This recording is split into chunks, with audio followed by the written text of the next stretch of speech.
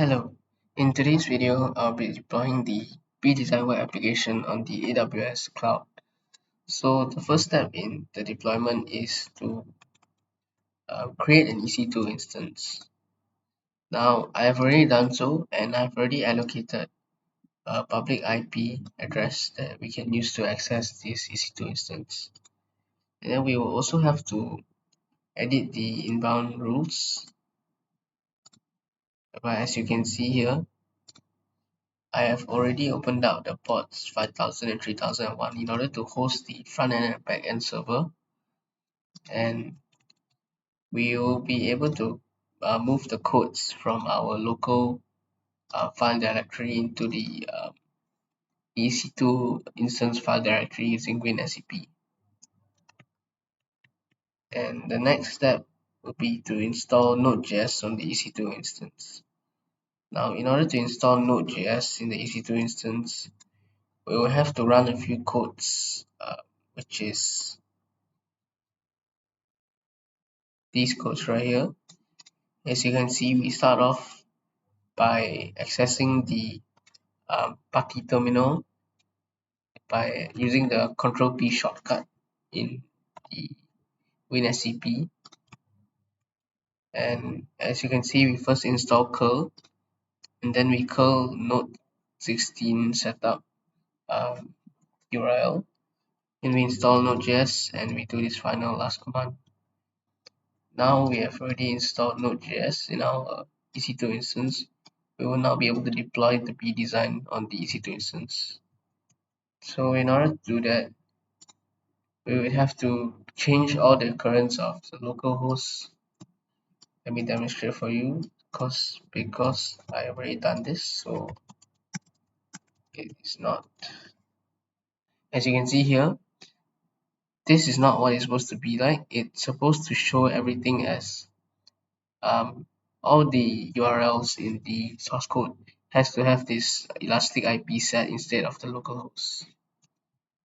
So once you have moved the code and once you have set the configuration file and done all the due diligence, we will be able to run the B-Design web application. As you can see here, I already have the front end and the back end running. And so now we can just go to the browser and we just do like that, and we can log in, such and so on and so forth. And now the next step will be to set up an RDS instance. Now this RDS instance will actually allow us to conduct all the functions that the B-Design website will be able to do everything. So in order to do so, we would have to create a database. And once we have created a database, we will be given an endpoint. And as you can see here in this endpoint, you would have to connect this endpoint to your source code by going into the backend code and adding it into your config file in the database.js file. As you can see here, we are setting this host to the RDS endpoint in order to allow the backend to connect to the um, RDS database that we have created. As you can see here, this specific workbench connection has been set to connect to our RDS database. Alright, so now in order to prove that that setting up the RDS database works, we will now be able to log in into the B-Design web application. And as you can see here, we have successfully logged into the application. Now the next step will be for us to create and populate the DynamoDB table.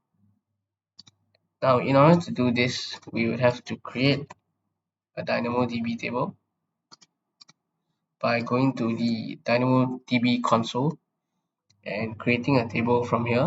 As you can see, I have already created a few tables, but you would only, for the basic parts, you would only have to have this files table. And in order to seed this table, you'd have to use Cloud9. Now, you would also have to create a Cloud9 instance. And once you have created a Cloud9 instance, you'll be able to run the seed data file. And the seed data file will essentially tabulate the um, Cloud9, the DynamoDB table. So as you can see, once you have done seeding, you retrieve all this Cloudinary design data from the code run from the seed files table file.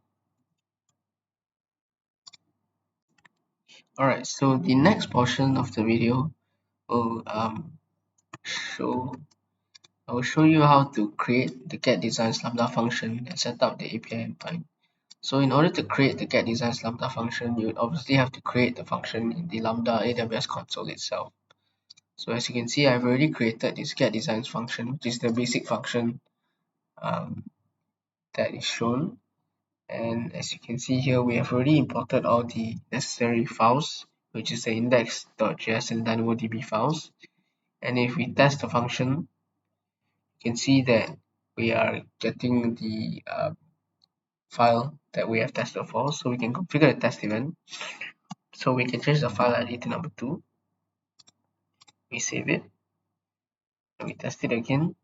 And as you can see, we can get the file ID number 2, which is Kelly's design number 3. Now this shows us that the Lambda function works.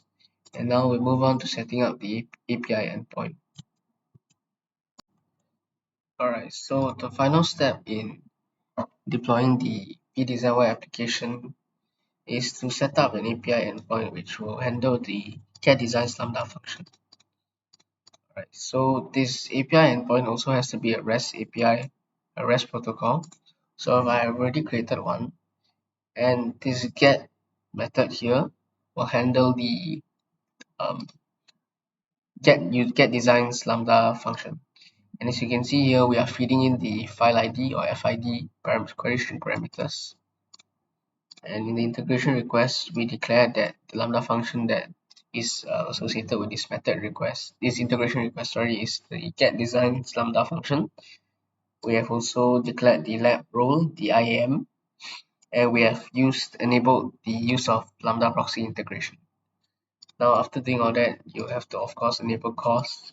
And when enabling CORS, don't forget to enable the sending of the user header, the user item in the headers of the request and response. And after doing that, you'll be able to finally deploy the application. So we'll deploy it to a test stage. Once you have successfully deployed it, you will be given an invoke URL. Now this invoke URL is important, and you have to copy it. And this invoke URL is basically what controls the front end to the back end. So now we'll go to the update design file in the front end code, and we edit the URL, which was initially something like base URL plus blah blah blah, and we change it to the invoke URL given to us from the API gateway, and we basically add on the query string parameters and the value associated with it. Essentially, this Lambda function, what it does is that it basically just tabulates the form in the update designs page, and you'll see later on, which I'm going to demonstrate to you now. So I'll open up two terminals, and we will essentially what it is, we will connect to the pDesignY application, and I'll be able to show you that the changes that we have made propagate through and stuff like that. So in the meantime, I have already changed the design title of the Kelly Design 5 to I Love Kelly Design 5, and we save that. Alright, so now we will move to the front end. We'll run the server, do the same here.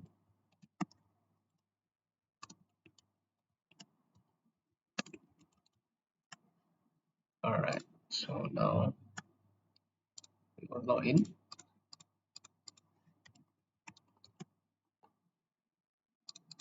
Alright, Okay, we try searching, and as you can already see, this is an additional endpoint which later on I explained, but we can press the update button here and we'll wait a while, and as you can see, the lambda function runs and it tabulates the form here, and as you can see, it gets it from the DynamoDB table, and this shows that we have successfully deployed the B-Design web application on the AWS Cloud 9 using RDS, using a combination of the RDS and DynamoDB as well as EC2. Yes, that is all for the basic features, the basic deployment of the B-Design web application. Alright, so now I'll move on to talk about the additional endpoint that I have implemented in the B-Design deployment in cloud, in the AWS Cloud. So I've created essentially three endpoints, um, which is the get user endpoint, the update user design, and the get user designs. So I'll first talk about the get user designs endpoint, I mean Lambda function. This Lambda function will essentially return and enable the search function in the once the user has logged in into their account. So now let us I will run the front end and I will run the back end. Alright, I'll reload that, I'll log in. So,